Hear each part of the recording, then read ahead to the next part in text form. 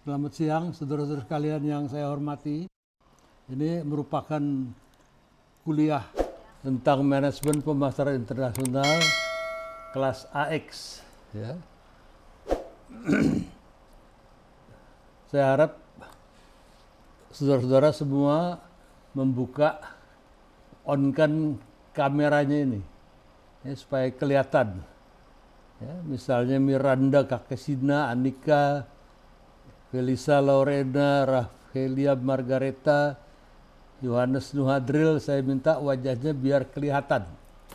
Sebab menurut peraturan yang ikut kuliah ini harus mahasiswa dari Fakultas Ekonomi dan Bisnis, jurusan manajemen.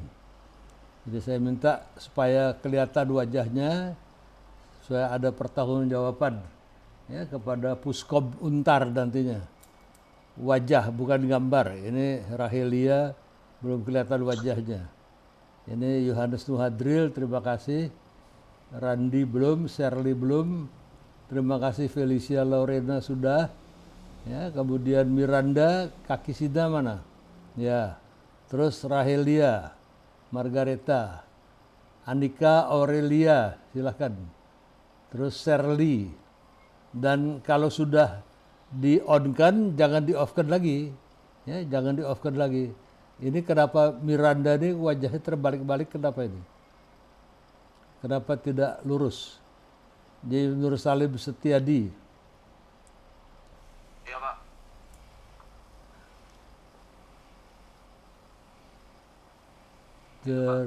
Ya, Miranda Kakisida masih miring-miring ini. Wajahnya enggak benar. Terus Farel Winasis Wicaksono Salim belum kelihatan. Saya tunggu sampai semuanya sudah kelihatan wajahnya, baru kita mulai perkuliahan. Kamera saya error, Pak. Ya, Kamera saya error, Pak. Benar, Pak. siapa yang error?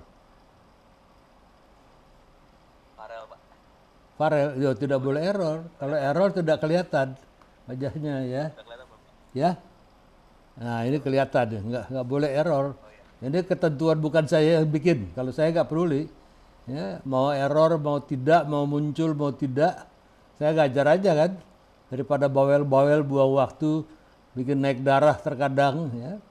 Tapi peraturan dari Puskom Untar Pusat di kampus 1 begitu. Ya, jadi Miranda juga kenapa miring-miring begini Miranda. Ya, kaki Sina. Luruskan, jangan ya begitu. Kenapa harus miring-miring? Melanie, mana Melanie ini? Melanie belum kelihatan. Miranda Kakisida, Melanie, mana Melanie? Melanie, tidak ada. Ya, kita tunggu Melanie baru kita mulai. Nanti pada akhir perkuliahan, saya akan berikan panduan mengenai ujian akhir semester. Ya, saya akan atur tata caranya. Ya, artinya tata cara dari ujian akhir semester. Jadi jangan meninggalkan kuliah sebelum berakhir. Ya, mana Melanie? Saya tunggu Melanie nih. Melanie ada? Kalau nggak ada nanti kita. Ya? Kalau nggak ada, nggak apa-apa. Nanti saya coret aja, saya saja absen Melanie ini. Iya, mana Melaninya? Mana nggak ada kelihatan apa yang hadir. Cuman M gede aja. Ya, kalau nggak ada, buat saya nggak jadi masalah. Ya, saya tinggal coret saja. Artinya Melanie tidak hadir, gampang aja. Kalau mau bandel-bandel. Ya, oke. Nah, ini Melanie kelihatan. Terima kasih. Ya. Kenapa? Sudah dinyalakan semua. Semua perkuliahan saya direkam, ya bisa dilihat juga di YouTube, ya di YouTube. Ya kalau saudara-saudara mau YouTube, saudara bisa juga lihat kuliah-kuliah saya selama ini ada semua di situ, ya ada lengkap. Jadi jangan khawatir, mungkin saya satu-satunya dosen yang merekam dan masukkan di YouTube juga. Ya, jadi kalau saudara ketinggalan, saudara tinggal cari YouTube-nya, kuliah apa-apa itu dibagi. Ya, manajemen pemasaran, bisnis internasional, Nah, saudara tinggal cari saja di YouTube itu ada nanti. Ya, jadi jangan khawatir. Ya, saya sudah siapkan semuanya direkam. Jadi kalau ada dispute juga, saya punya rekamannya. Ya, siapa yang hadir, siapa yang tidak, siapa yang dipanggil 3 kali terus diam, sehingga saya absen, itu ada semua itu. Ya, jadi jangan heran. Saya selain punya juga PowerPoint yang saya persiapkan khusus untuk kelas ini, juga saya juga punya alat rekaman. Ya, jadi semua pembicaraan maupun apa yang tertera di layar monitor ini juga ada rekamannya. Saya kira itu saja, tapi nanti sebelum berakhir menjelang absensi saya akan umumkan tata cara, tata organisasi dari ujian akhir semester. Ya, nanti kita rubah karena tempo hari ya banyak sekali kertas-kertas ya, yang ketika saya terima sudah gelap itu. Artinya hitam, black. Saya tidak tahu, ada juga yang tidak tulis namanya. Saya bisa cari setengah mati. Ya, ada namanya David itu, coba tulis saja jawabannya, nggak menulis namanya, nggak menulis bisnis internasional atau MPI, kelasnya saya setengah mati cari-cari begitu. Ya, ada lagi yang black karena hitam. Nah, saya tanya hitam itu biasanya karena kalau di scanning pakai HP, nah itu problem utama. Karena syaratnya adalah tidak boleh pakai HP, melainkan harus pakai laptop. Tapi nanti kita atur. Ya, sekarang kita lihat bahan perkuliahan.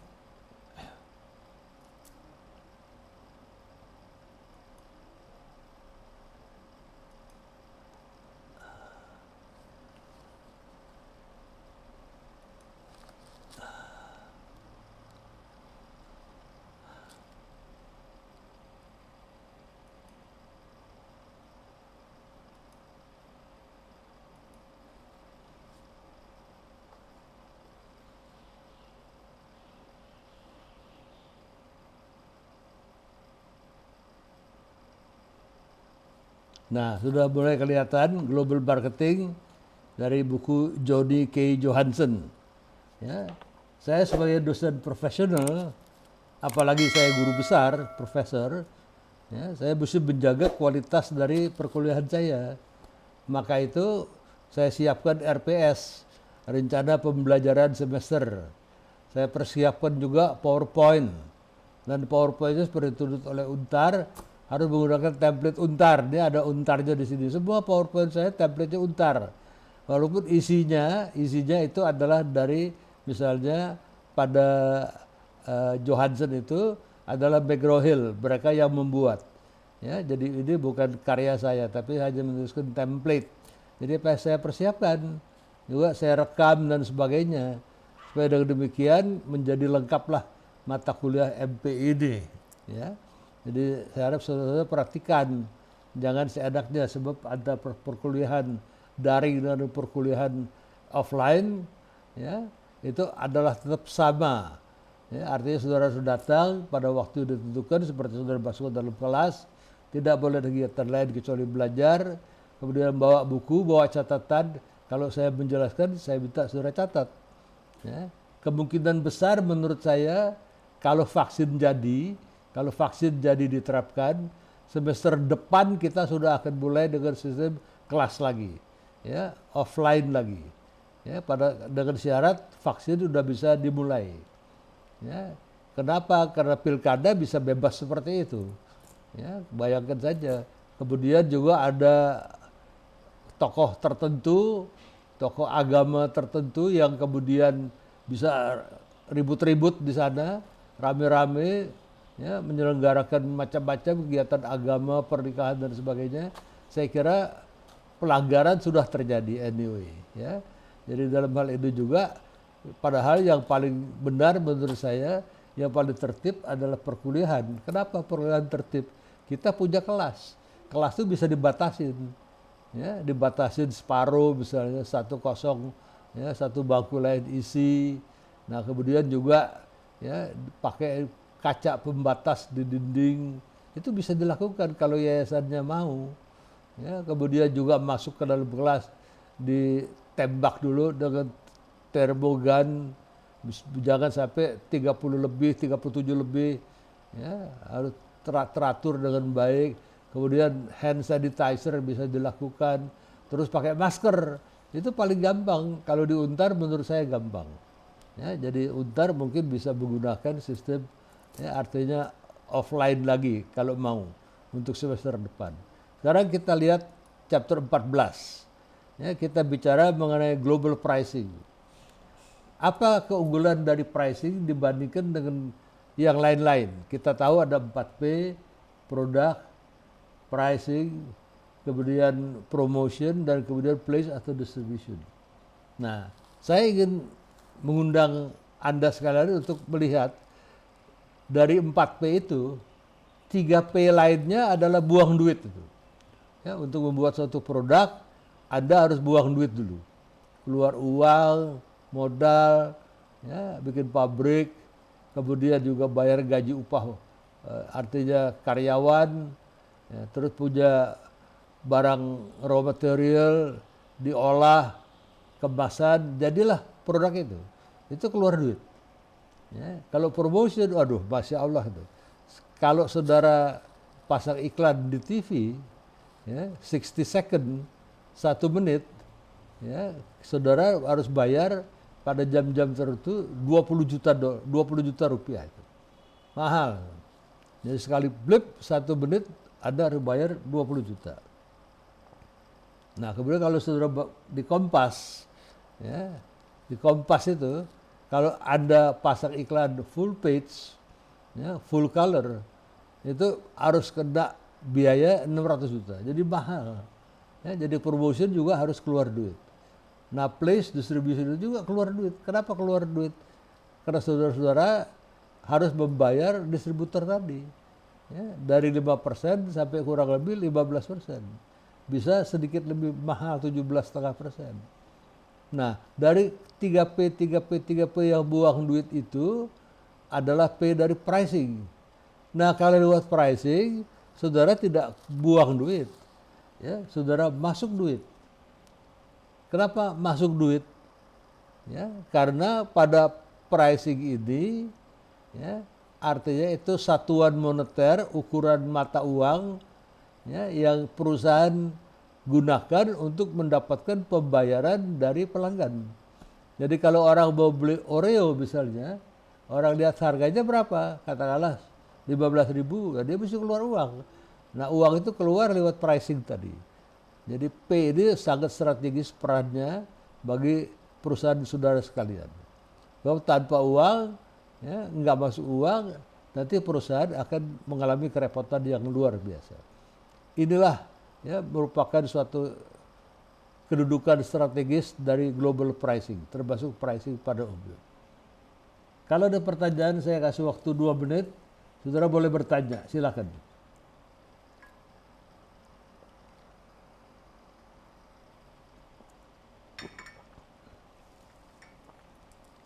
Ya, kalau tidak ada, kita teruskan. Nah, pricing itu memiliki apa yang namanya pricing basic. Apa itu pricing basic? Ya, dasar-dasar dari pricing. Dari pricing itu apakah global ataukah domestik, semua ada pricing basic itu. Apa pricing basic? Pertama-tama adalah cost, production cost. Jadi kalau saudara punya pabrik, ya, nanti saudara bikin barang tertentu, barang jadi, tangible goods, nanti ada harganya, yaitu production cost tadi. Ya, itu adalah basic pertama. Misalnya kalau harga pokok penjualan, harga pokok artinya HPP, ya, harga pokok produksi, saudara adalah 100 rupiah, ya. Nah, saudara tidak mungkin menjual kurang dari 100 rupiah. Dan itu dasar pertama pricing, yaitu artinya production cost. Kalau saudara jual 99, saudara rugi. Jadi itu bukan cara orang berbisnis. Kalau misal harga pokok pembelian, saudara bukan produsen tapi toko, ya, toko juga ada namanya HPP, harga pokok pembelian. Itu apa itu harga pembelian? Ketika saudara jualan baju misalnya, nah, saudara beli dulu bajunya dari manufaktur untuk bisa saudara pasang di toko saudara. ya itu kembali 100 misalnya harga pokok pembelian. Nah, jadi saudara tidak bisa jual kemeja tadi, baju tadi di bawah 100. Kalau saudara lakukan, saudara akan mengalami disebut big B. Ya, big B itu B besar, B bangkrut. Ya, itu basic pricing pertama. Katakanlah, ya artinya cost price 100. Saudara juga tidak mungkin menjual 100 juga. Ya, harus dijual di atas, ya artinya cost price tadi. Kenapa? Karena nanti akan datang orang keuangan, orang accounting. Pak, kita mesti bayar ya, pajak. Nah, kalau kita jual 100 tidak cukup untuk ya membayar pajak. Nah, jadi katakanlah harus Rp1 tambahnya. Jadi 101. Ya, udah di atas 100 tuh. Kalau kita jual 101 juga tidak mungkin. Kenapa? Nanti datang lagi orang akuntansi keuangan. Pak, tadi pajak. Sekarang kita harus bayar interest.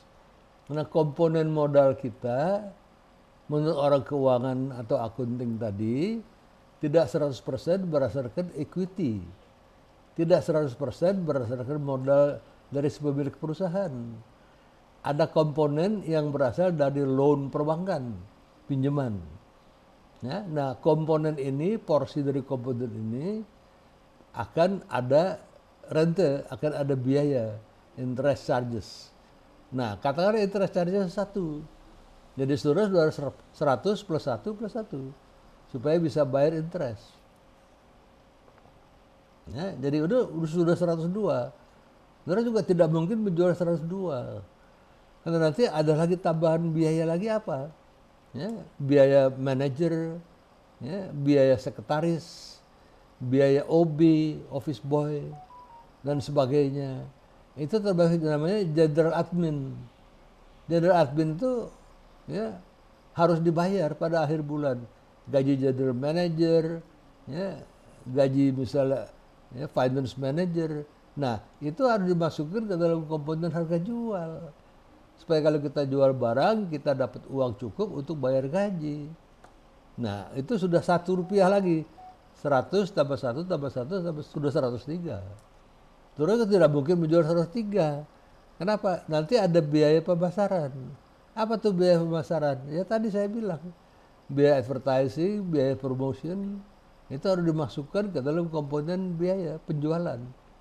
Ya, jadi sudah tambah lagi, udah 4 itu. 1, 1, 1, 4. Ya, dari jual 4 juga 104 juga tidak mungkin. Kalau tidak mungkin nanti ada biaya penjualan, biaya bukan biaya pemasaran, ini biaya penjualan. Apa tuh biaya penjualan?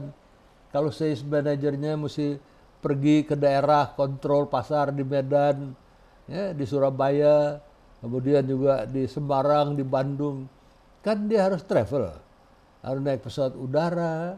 Nah kemudian dia juga harus tinggal di hotel, makan tetap sehari 3 kali, walaupun di luar kan dia harus makan. Ya. Terus juga, nah itu juga harus dimasukkan. Jadi itu 104 plus 1 lagi 105. Nah, 105 berarti plus profit kita 106.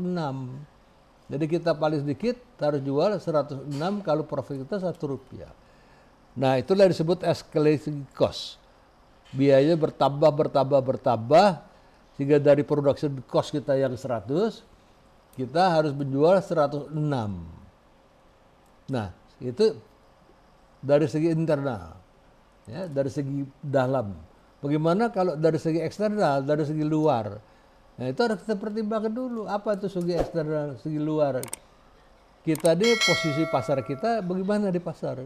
Produk kita nih. Ya, katakanlah Aqua. Loh, kalau Aqua posisinya masih menang. Ya, masih market leader katakanlah walaupun 57%. Ya. Nah, kalau dia market leader, dia gampang. Ya, dia bisa menaikkan harganya. Dia Coca-Cola, dia gampang. Ya, karena dia market leader. Dia naikin harga dari 1.000 menjadi 1.500 juga, ya, tidak ada masalah karena penjualannya besar, dia market leader. Tetapi kalau dia market follower, ya, dia adalah bukan juara pasar, ya, dia harus follow pasar, tidak mungkin. Kalau Coca-Cola jual 1.500, ya per kemasan 1 liter. Kita kalau kita bikin misalnya Untar Cola itu tidak mungkin kita bisa samakan dengan Pepsi dengan Coca-Cola. Karena kita pendatang baru, kita bukan market leader. Kalau kita jual Untar Cola sebagai pendatang baru dengan harga Coca-Cola, apalagi lebih tinggi dari Coca-Cola, kita sama juga bunuh diri. Kenapa bunuh diri? Karena kita pendatang baru, orang belum kenal. Pasti orang akan memilih Coca-Cola kalau harganya sama, apalagi kalau harganya lebih. Jadi kita harus mempertimbangkan juga situasi ya kita di persaingan pasar itu. Kecuali kita punya keunggulan yang luar biasa. Ya, kalau keunggulan kita luar biasa besarnya dibandingkan dengan market leader, kita bisa saja menjual lebih mahal. Pernah terjadi ketika waktu itu Airbus 380 ya, mau masuk ke pasar internasional. Market leadernya ketika itu, jawara pasarnya ketika itu Boeing 747. Itu sudah bertakhta di angkasa selama 41 tahun. Sampai tahun 2007 ketika Airbus ya, menyerahkan ya, yang jenis Airbus 3 itu pertama kepada SQ. SQ pesan 100 buah. Harga SQ Airbus 380 itu paling sedikit 300 juta US dollar ya, per piece, per satu pesawat. Sedangkan jawara pasarnya Boeing 747 ya, waktu itu adalah market leader, jualannya kira-kira 80 juta per pesawat. Namun demikian, karena dianggap Airbus 380 itu memiliki keunggulan kompetitif yang luar biasa, jadi perusahaan penerbangan mau membeli. SQ beli 100, ya, terus Emirat juga beli, ya, terus juga Qantas juga beli, banyak berebut beli. Ya, jadi dengan demikian dianggap bahwa Airbus 380 walaupun harganya kira-kira 4 kali lipat dari jawara pasar, ternyata bisa memenangkan ya, hati dari penggemar, ya, hati dari konsumen, sehingga banyak orang mau membeli.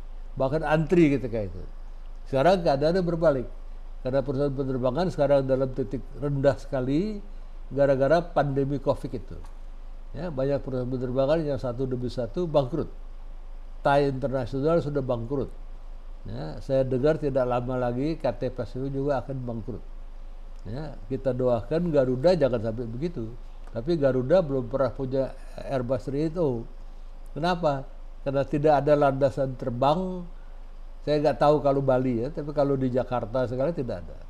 Karena landasan terbangnya kalau pakai landasan terbang runway untuk 747 masih kurang panjang. Masih harus ditambah paling sedikit 500 meter ke depan. Ya, setengah kilometer lagi supaya Airbus itu bisa landing dan bisa take off. Kalau tidak ada landasan terbangnya jadi susah. Kalau Garuda beli baru taruh di mana? Nggak ada tempatnya.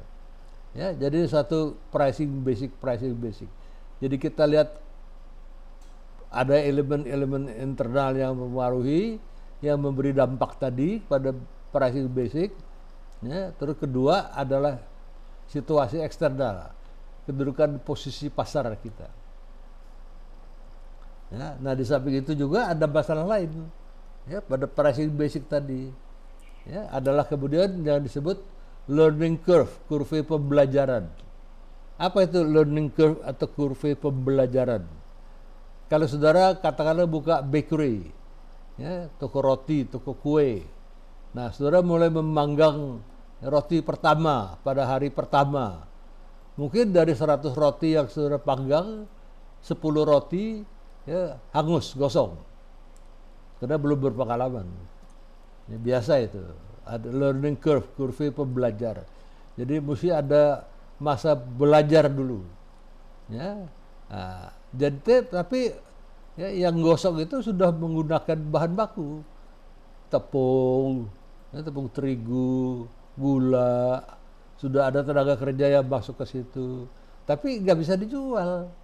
Jadi buat saudara, roti gosong itu merupakan waste. Ya, merupakan loss, kehilangan. Karena harus dibuang ke keranjang sampah. Ya kalau diam-diam suruh makan sendiri ya nggak apa-apa. tapi pelanggar pasti tidak mau beli. Jadi itu dicoret dan dijadikan suatu daftar negatif. Ya, jadi saudara hanya bisa menjual 90 roti yang baik. Ya, tapi pada hari kedua mungkin gosongnya berkurang. Nanti setelah saudara belajar ya, membakar roti selama 1 minggu, nanti hilang tuh, tidak ada lagi roti gosong. Jadi tiap hari saudara panggang 100 roti, 100-100-nya bagus, bisa terjual. Jadi waste-nya hilang. Ya, artinya tidak ada bahan baku yang terbuang sia-sia.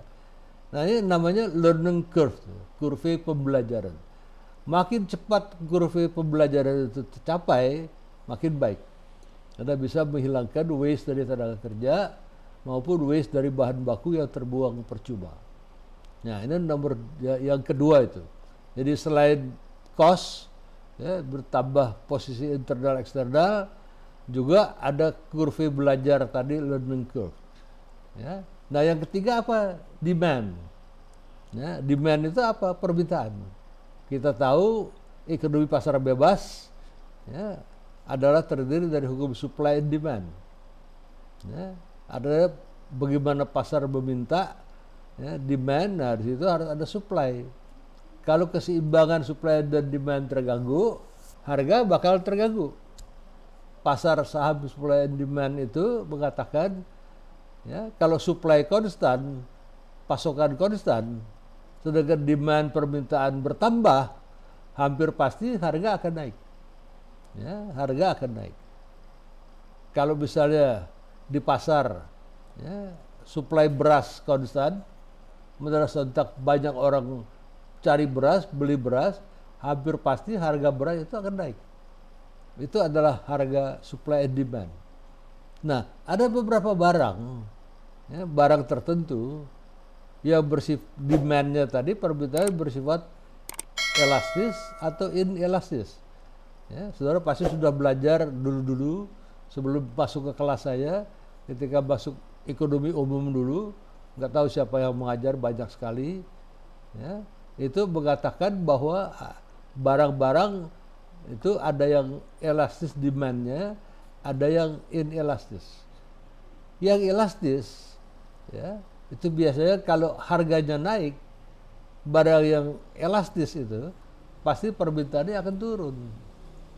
Ya, walaupun tempatnya berbeda-beda. Saya kasih lihat contohnya beras. Beras di Jakarta dia inelastis, artinya tidak gampang berubah.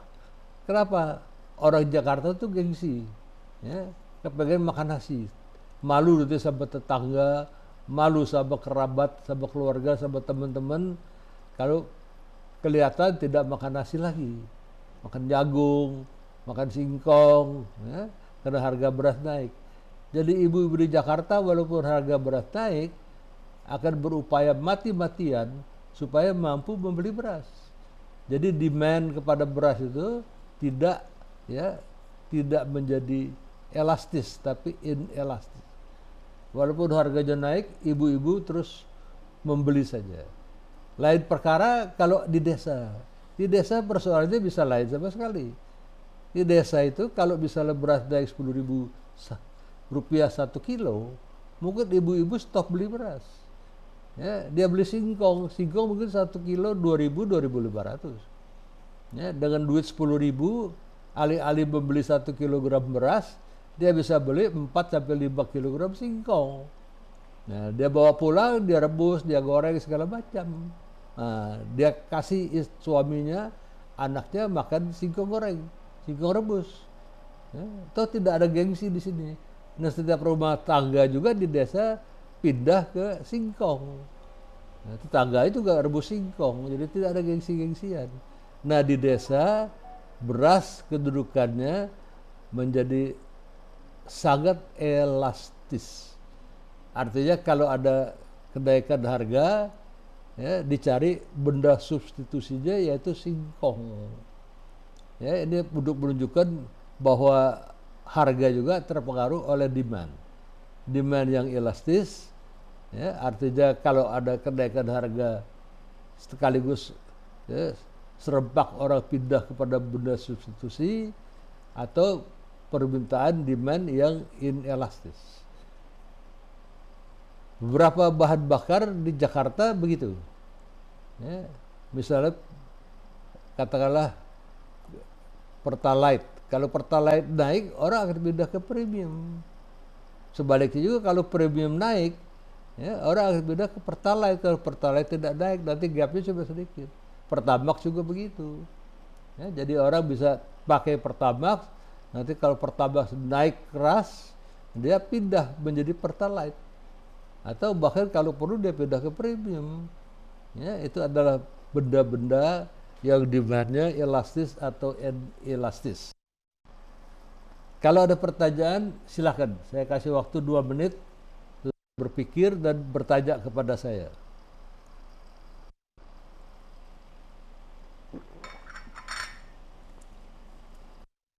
Ingat ya, kalau nggak ada pertanyaan, saya anggap semua sudah jelas. Ya, jadi kalau nanti saya dalam ujian, ya, uraikan ya, barang-barang, produk-produk yang demandnya elastis atau demandnya inelastis terhadap produk substitusi. Ya, jadi saudara bisa menjawab dengan baik ini. Ya, makanya saya harap saudara catat. Nanti kalau catat mau ujian, ya, belajar. Kalau saudara catat nanti nggak bisa menjawab, jangan salahkan saya. Saya sudah kasih kesempatan bertanya. Kalau tidak ada ya kita teruskan. Saya selalu beri kesempatan mahasiswa bertanya. Bahkan saya sedang kalau ada mahasiswa saya yang bertanya, berarti mengikuti perkuliahan. Nah, inilah yang dilihat, ya, basic factors in pricing yang tadi sudah saya jelaskan. Artinya cost, ya, experience curve, yaitu bakar panggang roti 10, 100, hari pertama 10 gosong. Nanti kalau sudah seminggu, 2 minggu, 3 minggu, nanti semuanya tidak ada yang gosok lagi. Ini kurva pembelajar. Terus competition tadi, apakah kita berada sebagai market leader atau kita market follower. Nah, yang keempat ini demand. Ya, demand itu yang menentukan. Ya, kalau demand yang elastis, demand yang inelastis. Jadi ada beberapa. Cost, role of cost. Ya, cost plus formula tadi saya jelaskan. Ada price escalation, added cost. Nah, juga ekspor juga begitu. Pada ya, barang ekspor, ya, juga barang ekspor itu price-nya. Artinya naik terhadap domestic price. Ya, kalau kita jual misalnya aqua di Jakarta Rp100, kita tidak mungkin menjual aqua di Eropa atau di ya, Chicago atau di New York dengan harga 100. Ya, ke Singapura itu sudah tidak mungkin 100. Kenapa begitu? Karena aqua itu kalau kita kirim ada shipping cost. Ya, ada ongkos pengiriman. Nah, ongkos pengiriman kita masukkan dalam unsur cost. Jadi 100 tadi plus pengiriman. Nanti sampai di negara tujuan importir, nah di situ juga ya harus bayar biaya masuk. Ya, jadi kemudian terulang lagi kenaikan harga lagi. Misalnya 102. Nah, nanti sampai katakanlah di Amerika, nanti ada inland transportation cost. Amerika tuh luas. Ya, kalau mau dikirim ke pelosok-pelosok Amerika, biayanya amat sangat mahal tuh. Katakanlah udah 103.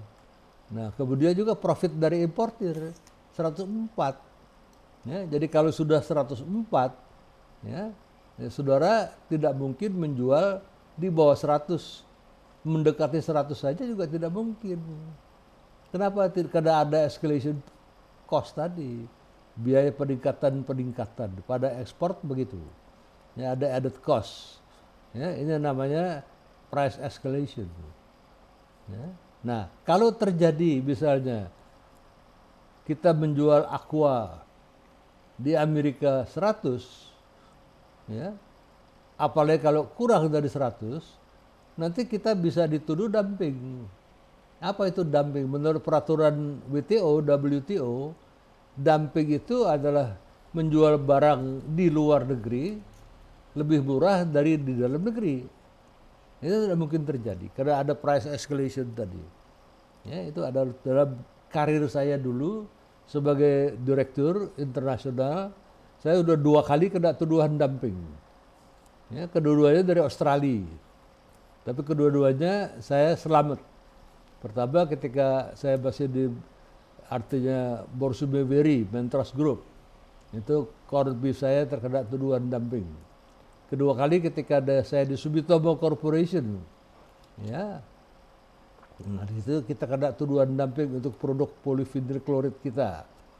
Ya, dua-duanya saya bebas. Ya. Yang menuduh biasanya bea cukai Australia. Nah, kedua experience curve pricing. Nah, tadi saya katakan tadi cost based pricing increase due to the experience curve effect.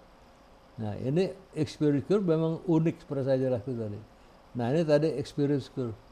Ya, jadi ketika kita baru mulai, profit margin kita masih ya, zero.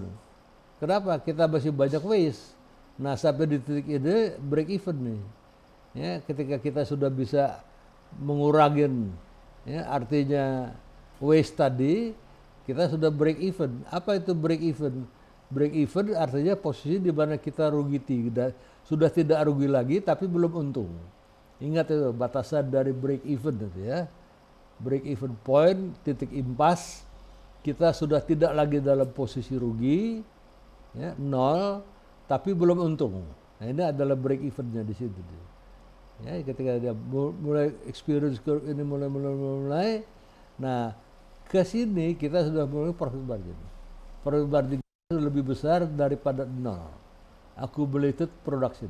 Makin kita banyak ya berproduksi, ya kita mungkin akan mengalami profit yang lebih baik. Ini experience curve effect tadi. Kalau ada pertanyaan silakan. Nah, competition tadi sudah saya jelaskan, premium price differential. Ada apa tidak? Ya, kalau kita punya kemampuan yang lebih hebat, kita bisa lakukan itu. Berarti Airbus Rate O. Nah, terus juga competition. Prices in foreign market are sometimes lower than at home. Nah, ya, ini benar-benar tidak boleh terjadi. Sebab kalau prices in foreign market ya, lower than prices di rumah kita sendiri, tanah air kita, nanti kita kena istilah dumping. Ya, dumping menjual di luar negeri lebih murah daripada dalam negeri. Yang tidak mungkin terjadi. Ya, nah kemudian demand. Ya, karena demand itu ya, juga memiliki life cycle-nya. Ada lagi beberapa pakai ya, misalnya commodity value pricing. Ini biasanya kalau kita bikin turnkey project atau pabrik, ya, sama seperti kita bikin rumah. Kalau rumah kita misalnya kita serahkan kepada ya, artinya pemborong, nah dia kasih tarif. Ya, ketika belum lantainya baru semen basah, belum dipasang keramik, belum apa-apa, mungkin ya, harganya per 1 meter persegi nilai bangunannya itu sekarang ini kira-kira 2,5 juta. Itu kalau masih lantai basah. Ya, kalau mau ditambahin keramik dinding, tambah lagi. Kalau mau ditambah dinding itu bukannya keramik tapi pakai marmer, tambah lagi. Nah, lantainya pun demikian. Kalau lantainya tidak mau pakai semen basah, mau dipakai keramik, tambah. Mau dipakaikan marmer, tambah lagi. Ya, jadi ada kenaikan cost tadi, commodity value pricing. Nah, kalau mau sedang pakai rumah, tidak pakai keramik, tidak pakai apa-apa, pakai lantai semen basah, ya begitu aja. Ya, masih banyak di daerah rumah-rumah ya, yang bawahnya tidak pakai ubin, ya, ini terjadi. Nah, ini nanti ya competitive pricing ini. Ya, kalau 20.000 sebagai batas ya, minimum, tambah lagi 3.000, tambah lagi 2.000 lagi, tambah lagi 2.000, sampai nanti akhirnya 28.000 total value. Jadi naik terus-menerus. Nah, katakanlah kasih diskon 4.000, jadi final price-nya menjadi 24.000. Nah, itu namanya competitive value pricing. Makin banyak yang kita minta, pada pabrik juga begitu. Pada pabrik terjadi itu. Ya, kita lihat ini jarang pada biasa.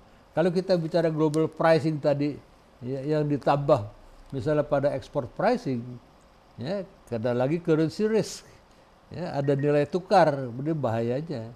Credit risk, ya, risiko kredit,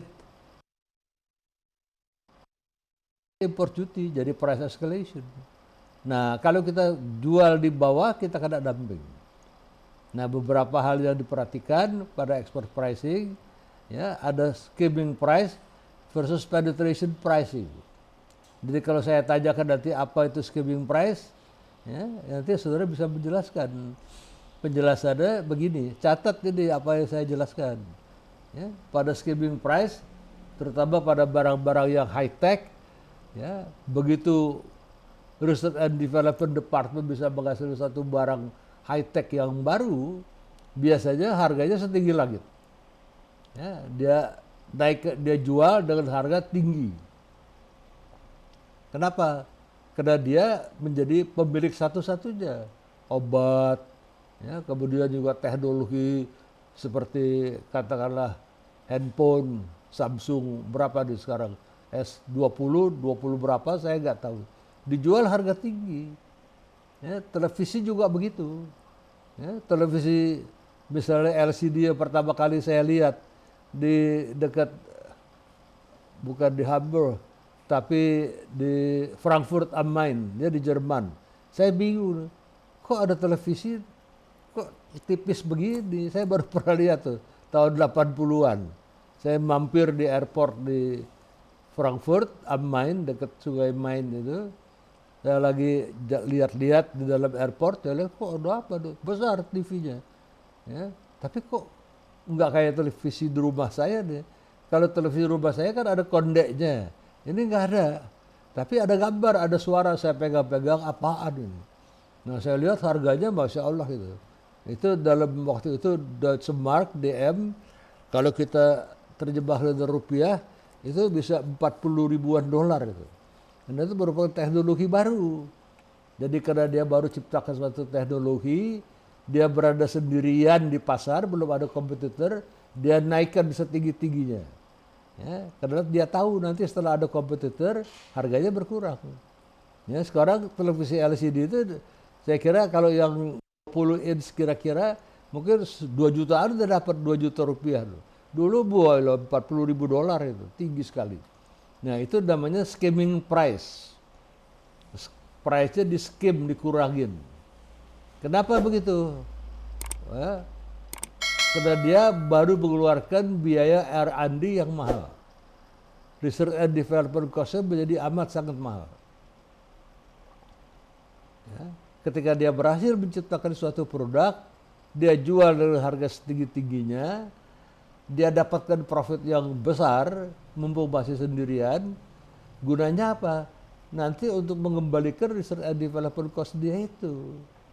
Ya, jadi mumpung masih di pasar, dia kenakan harga yang tinggi, dia dapat untung yang tinggi untuk, ya, membayar research and development department. Ya, jadi pada skimming price yang paling penting adalah profit, high profit, setinggi mungkin. Sebab secepat mungkin research and development cost itu harus lunas terbayar. Itu pada skimming price. Kalau ada pertanyaan, tanya saya. Kalau tidak, nanti saya tanya ujian, saudara mesti bisa menjawab dengan baik dan benar, ya. Yang kedua ada penetration price. Ya, penetration price dari istilahnya sudah jelas. Penetration, masuk, ya, menembus, itu. Penetrate, itu. Ya, jadi pada penetration price harganya dijual semurah mungkin. Ya, contohnya ketika Lexus masuk ke pasar di Amerika, ya, Lexus itu dijual 50% dari harga Mercedes-Benz. Itu namanya penetration. Pada penetration price, ya, pada penetration price saya tegaskan lagi, profit bukan menjadi ultimate aim. Profit is not the ultimate aim. Bukan tujuan utamanya. Profit, ya, bisa dikorbankan. Lantas apa tujuan pada penetration price? pada penetration price, ya, objektifnya ialah mendapatkan, ya, market share yang setinggi mungkin. Jadi berbeda dengan skimming. Kalau skimming, profit itu the most important. Pada penetration price, ya, di sini kita tidak bicara profit, kita bicara market share. Ya, jadi pada penetration price tujuannya adalah the highest market share, ya, within the shortest possible time. Apa artinya itu? Mendapatkan pangsa pasar yang setinggi mungkin dalam waktu yang sesingkat mungkin. Artinya orang berebut mau membeli Lexus itu karena harganya murah 50%. Ya. Nah, ketika Toyota launching begitu, Toyota tidak dikenakan istilah dumping. Nah, itu pintarnya Toyota. Kenapa tidak kena istilah dumping? Ya. Saya kasih waktu 2 menit. Kalau saudara mau bertanya.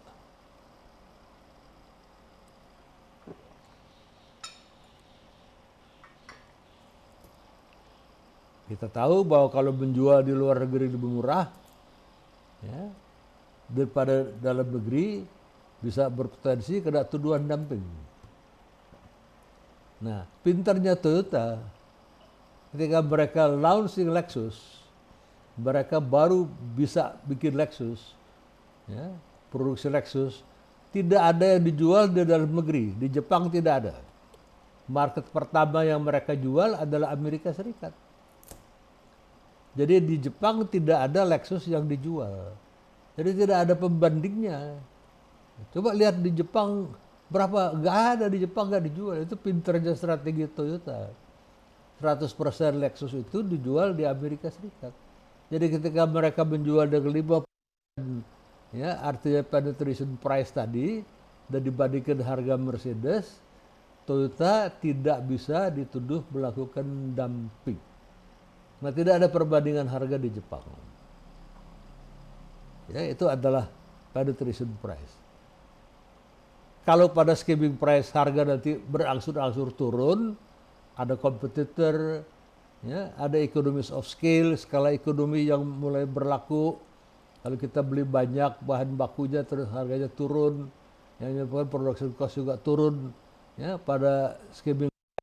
Nah, pada penetration price, walaupun Toyota juga tidak bisa terus-menerus menjual rugi terus. Walaupun mereka Toyota cash rich, pelan-pelan mereka naikkan. Terus, jadi sudah berlangsung selama 40-an tahun lebih. Ya, jadi sekarang setelah Lexus itu begitu populer di Amerika Serikat, kualitasnya diakui lebih tinggi dari Mercedes-Benz, harga Lexus juga sudah lebih mahal dari harga Mercedes-Benz di pasar Amerika. Ya, itu strategi skimming dan penetration pricing. Kembali saya ulangin. Kalau nggak jelas, tanya saya. Ya, kalau diam saja saya anggap jelas, nanti saya tanya ujian, jangan sampai nanti saudara repot. Ya. Saya kasih waktu 2 menit. Jangan malu-malu.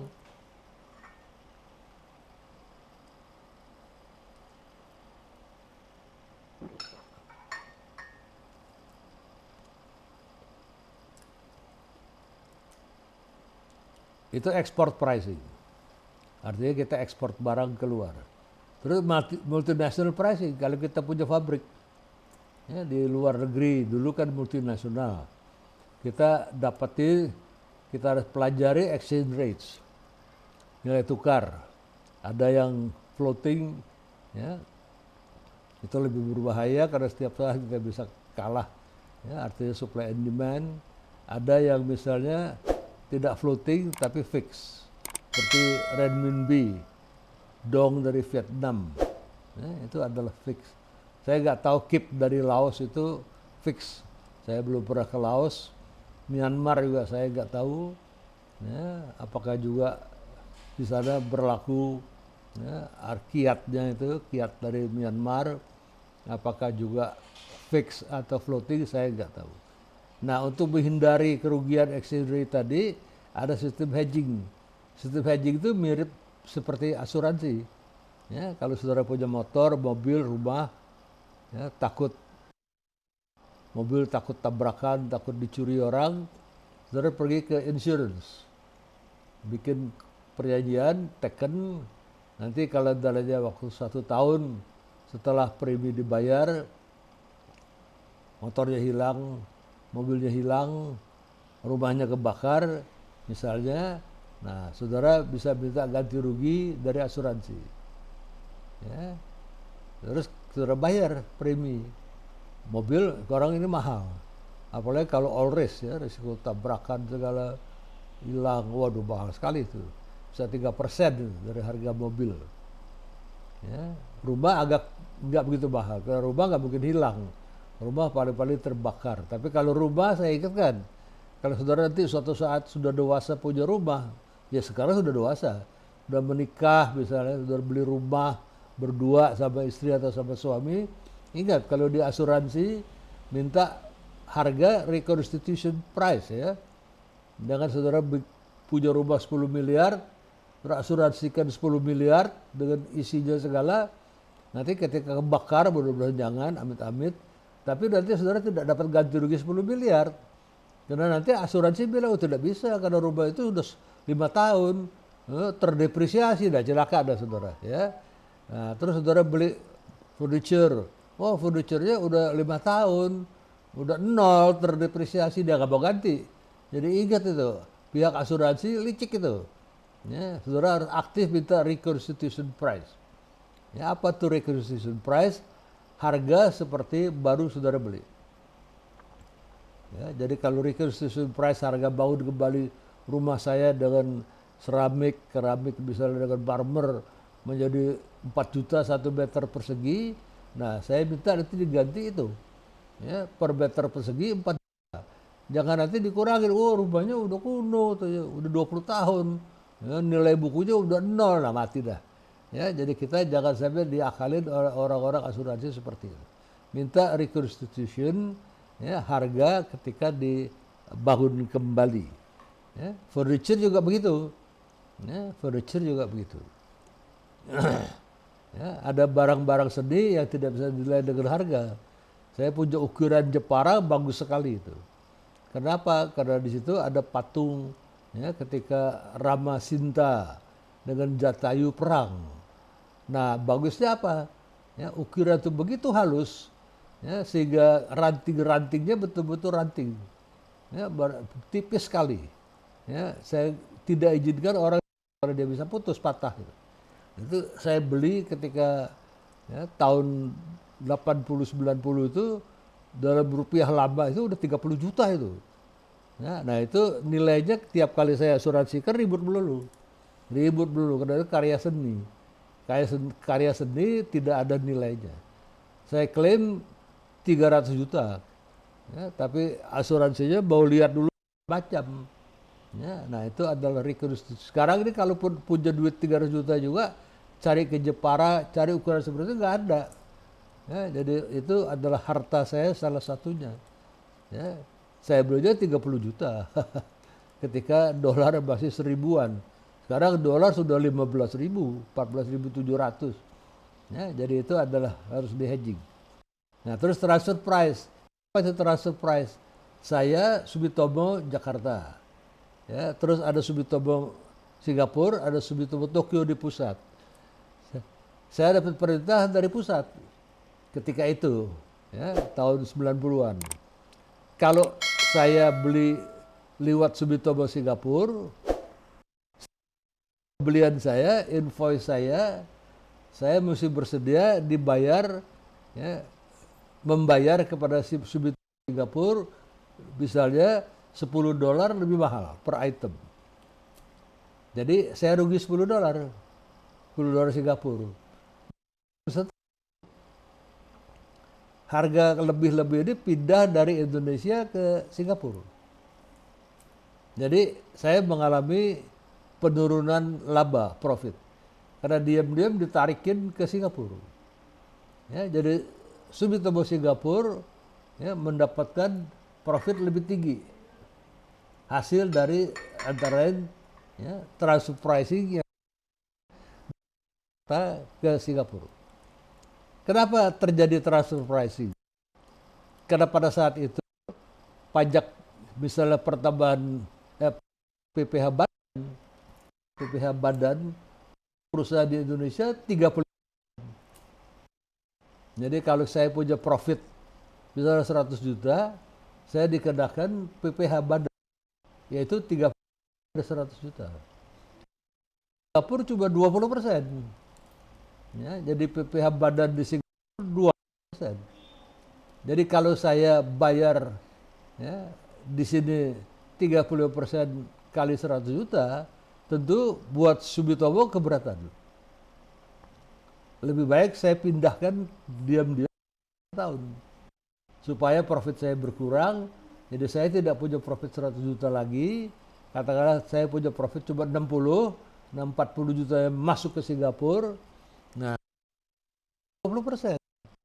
Nah, buat Sumitomo itu kantong kiri dan kantong kanan sama saja. Itu namanya transfer pricing. Transfer pricing tidak melanggar undang-undang, tidak ada hukum yang dilanggar. Tetapi orang pajak justru tidak suka, karena mereka hanya bisa saya 30% dari keuntungan yang menyusut menjadi tinggal 60 juta dibanding ke 100 juta. Nah mereka nggak mau. Ya, tapi tidak ada hukum yang saya langgar. Jadi transfer price itu terjadi ya, pada satu unit yang ya, dalam grup yang sama ya, yang terjadi ketika dipindahkan ya, sedikit demi sedikit. Dan itu disuruh oleh kantor pusat itu. Jadi berlaku dalam satu grup yang sama. Ya. Ini saya minta dipelajari, karena pricing itu amat sangat penting ya, untuk ujian. Kemudian kita lihat counter trade. Nah, counter trade itu intinya adalah non cash transaction. Jadi kalau saya katakan kenapa saya dalam ujian, kenapa ya artinya counter trade dianggap sebagai non cash transaction. Nah, sama sekali tidak melibatkan mata uang. Apakah uang rupiah, apakah uang dolar, tidak ada uang sama sekali. Jadi pada barter. Apa itu barter? Barter itu ialah kalau satu barang ditukar dengan barang yang lain. Ya, sama seperti dulu Pak Habibie jadi misalnya Dirgantara Indonesia, Pak Habibie nggak bisa jual itu, ya, tutukonya itu. Jadi akhirnya ditukar dengan beras ketan dari Thailand. Thailand mau beli, tapi Thailand bilang saya nggak punya duit. Ya, jadi saya punya ketan. Nah, Indonesia butuh beras ketan. Di Thailand banyak, karena ada suatu provinsi di atas, di Chiang Mai di utara, ya, dekat ke Cina itu, ke China. Itu orang-orang di sana itu makanan sehari-hari ketan. Kita makan beras, kalau mereka makan ketan. Jadi Thailand produksi banyak beras ketan. Akhirnya ditukar dengan pesawat Tutuko itu. Nah, kenapa tukar pesawat Tutuko? Karena Pak Habibie nggak bisa jual. Kenapa nggak bisa jual? Ya namanya salah, Tutuko. Ya, Tutuko itu bahasa Jawanya sing tuku nggak teko-teko aja, yang beli nggak. Jadi nggak laku dijual barang itu. Nah, itu juga di zaman Megawati sebagai presiden juga terjadi barter. Ya, artinya counter trade, barter antara pesawat Sukhoi, saya kira 12 buah Sukhoi, ya, ketika itu dibayar dengan crude palm oil, CPO. Ya, jadi dari sini Megawati CPO, nah dari Rusia ya, dikirimkan pesawat Sukhoi itu.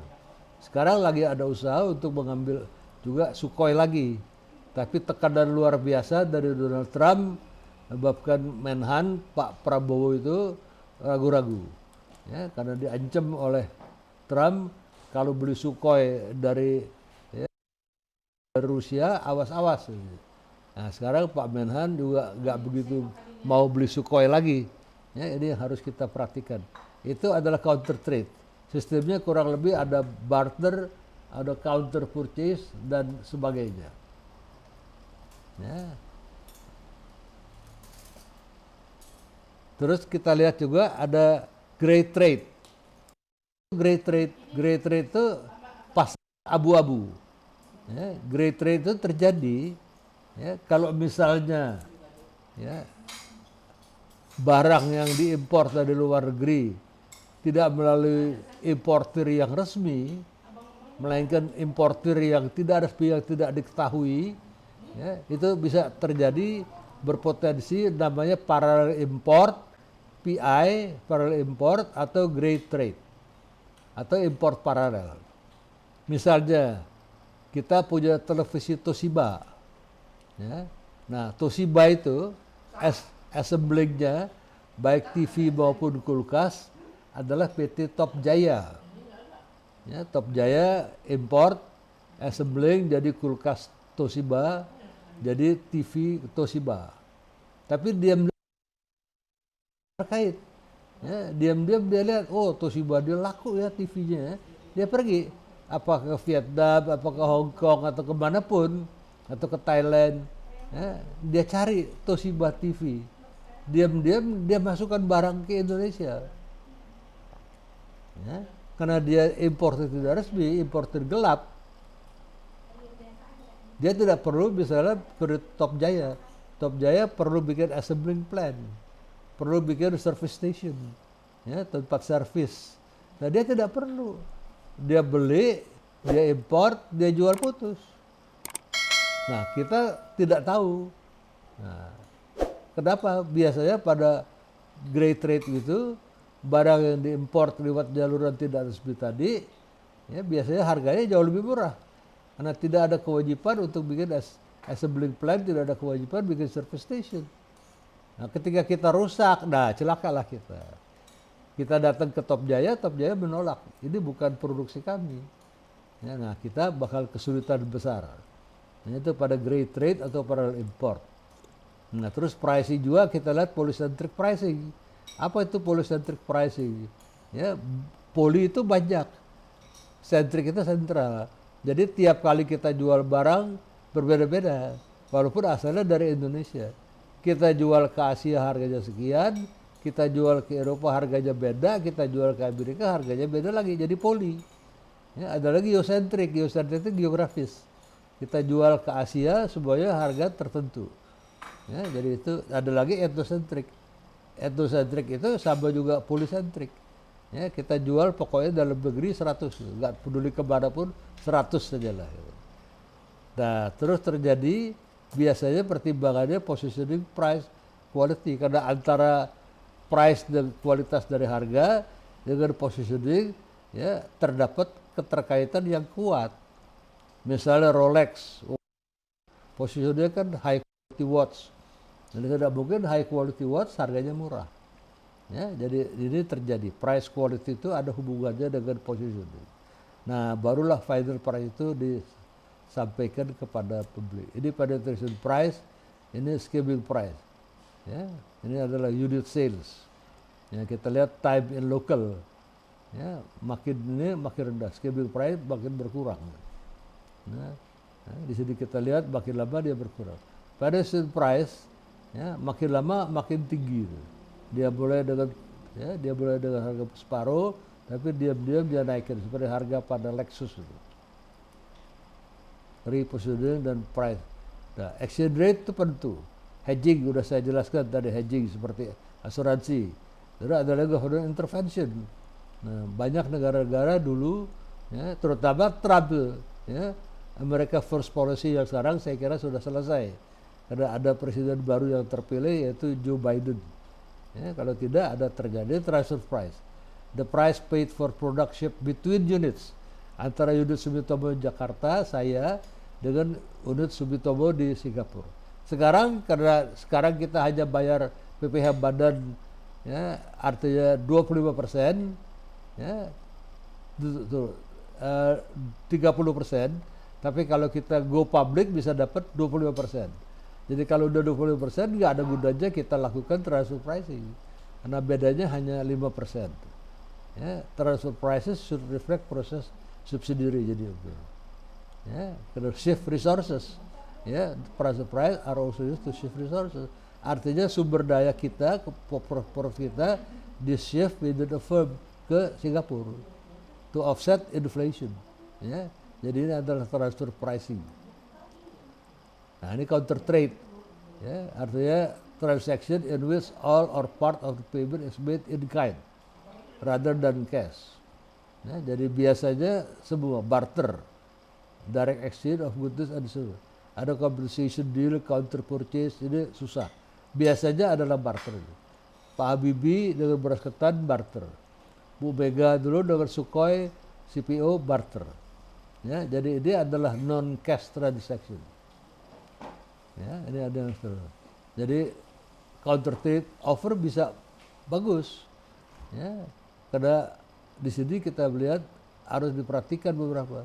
Only way the order can be secure. Kalau masih bisa cash lebih baik pakai cash. Karena pada ya, counter trade pasti pusing kepala. Mesti ada orang yang ahli. Ya, ahli CPO, ya, pada Pak Habibie ada orang yang mesti ahli beras ketan, ya, karena pada saat nanti beras ketan diterima, mungkin harganya berubah, jadi repot lagi. Ya, ini ada beberapa hal yang kita harus punya counter trade dan sebagainya. Nah ini turnkey, ya, ini kita lihat pricing sekali. Kalau ada pertanyaan, ini great trade. Sales of genuine brandnya asli, ya, ori bukan KW, tapi diimportnya lewat unauthorized channels, ya, dari overseas plant. Ya, jadi hati-hati. Great trade is acute in trade areas where barriers have been recently dismantled. Ya, consumer tourism banyak terjadi. Nah, great trade susah dikontrol. Karena buat Toshiba, apakah dia jual di Vietnam atau di Indonesia, tetap kantong kiri, kantong kanan. Ya, tetap dia jual. Kita protes dia iya aja, tapi dia diam aja selama ini. Ya, ini ada beberapa cara, ya, untuk mengkontrol great trade, ya, harga dan sebagainya, tapi tidak gampang kalau sudah terjadi. Ini ethnocentric pricing, one global price in one currency. Ini ethnocentric, pokoknya saya jual $100 ke mana aja terserah deh. Ini yang pembeli dari Amerika ya $100, FOB ya itu ethnocentric. Ya, ada lagi geocentric, one price in this region. Kalau saya jual ke Eropa ya sekian, kalau saya jual ke Amerika sekian. Ya, itu geocentric. Ada lagi polycentric, local prices in local currency. Ya, jadi kita lihat begitu banyak. Ya, ini beberapa take away. Saya kira itu saja dulu. Ya. Nah,